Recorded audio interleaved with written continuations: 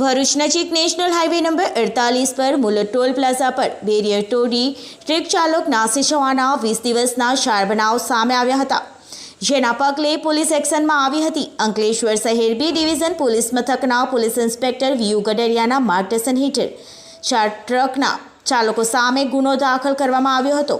મુલત toll plaza પર ઠાકરધણી લખેલી ટ્રકના ચાલકોની માફિયાગીરીઓ સામે આવી હતી, જેમાં એક મહિલા કર્મચારી બેફામ ટ્રક ચાલકોને રોકવા આવી હતી। જો કે ટ્રક ચાલક બેફામ રીતે ટ્રક હંકારી ફરાર થઈ ગયો હતો।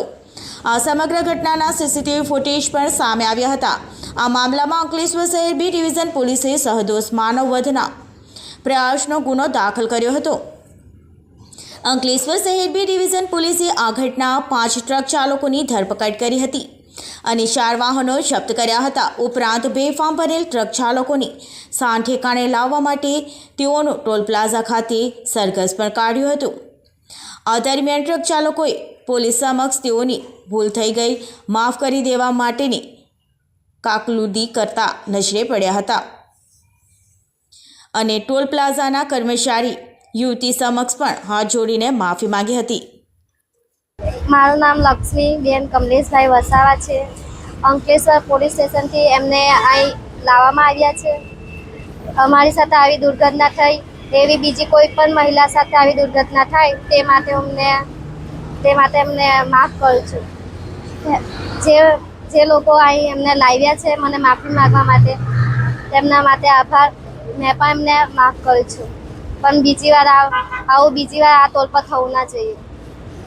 Ankleshwar B division police station વિસ્તારમાં BNS 281, 125, 110(1), 325(5), 35 તથા MV 1 ની કલમ 177, 183 અને 184 મુજબનો ગુનો દાખલ કરવામાં આવ્યો છે।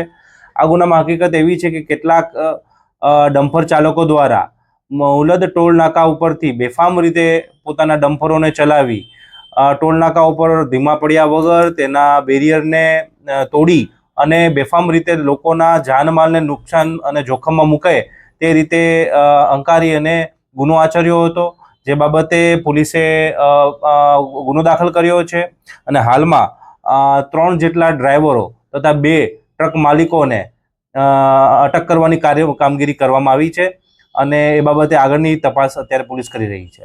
ખાસ કરીને આ લોકો આજે છેલ્લા 20 દિવસ ઉપરાંત આ રીતે કલ્પક રીતે હંકારતા હતા, આનું કોઈ રીઝન ખરું? એ બાબતે અત્યારે પૂછપરછ ચાલી છે। કેટલાક કારણો અમારા ધ્યાનમાં આવ્યા છે, પણ એ બાબતેની ખરાઈ અને આગળની વધુ તપાસ ચાલુ છે।